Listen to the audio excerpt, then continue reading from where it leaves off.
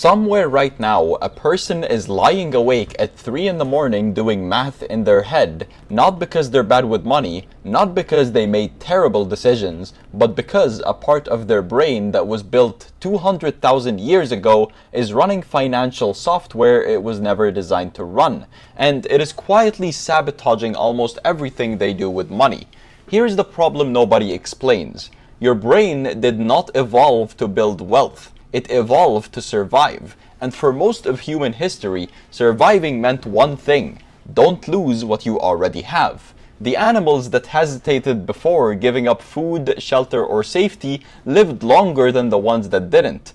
The cautious brain won, and you inherited it. That instinct has a name. Psychologists call it loss aversion, and the research behind it is some of the most replicated in all of behavioral science. In study after study, the pain of losing something registers roughly twice as powerfully as the pleasure of gaining the same thing.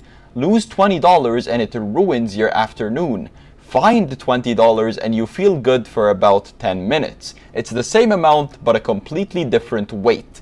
Now think about what that does to the way that you make financial decisions. It means your brain is not trying to help you get ahead. It is trying to make sure you don't fall behind. Those are not the same goal, and they pull you in completely opposite directions. Getting ahead requires risk. It requires putting something on the line, starting the business, investing the money, taking the job that pays less now but opens doors later. Every one of those moves involves the possibility of loss, and your brain, the one that kept your ancestors alive on the savannah, treats that possibility like a physical threat.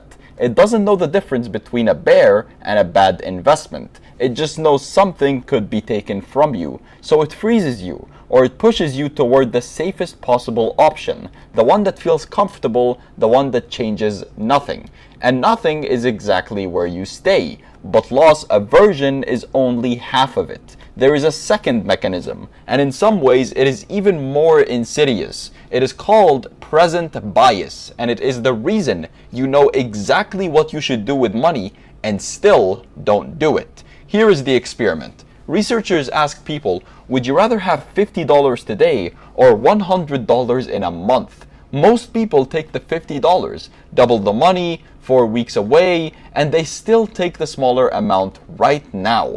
But then they ask a different version. Would you rather have $50 in a year or $100 in 13 months? Suddenly, almost everyone waits for the $100. The gap between the choices is identical, 1 month either way. But the moment the reward is right in front of you, your brain rewrites the math.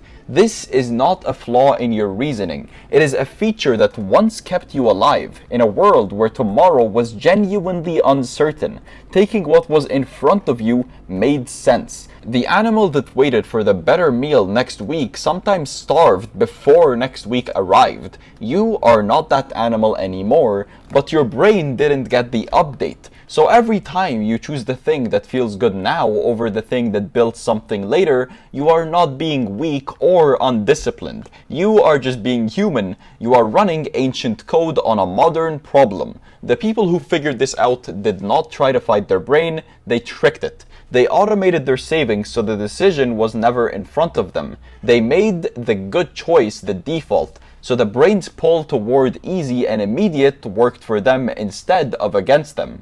They used the same present bias in reverse: make the bad choice harder. Make the good choice the thing that requires no effort at all. Because here is what nobody talks about when they tell you to just budget better or spend less or have more discipline. Willpower is a resource. It runs out. Every decision you make across a day draws from the same pool, and by the time you are tired and stressed and someone puts something in front of you, the pool is empty. The people who are best with money are not the ones with the most willpower. They are the ones who build systems that require the least of it. Your brain is not your enemy. It is just old. It was built for a world that no longer exists, optimizing for problems you no longer face, using tools that quietly break the financial goals you are trying to build. Understanding that doesn't fix everything, but it is the only place to start, because you cannot outrun something you don't know is chasing you.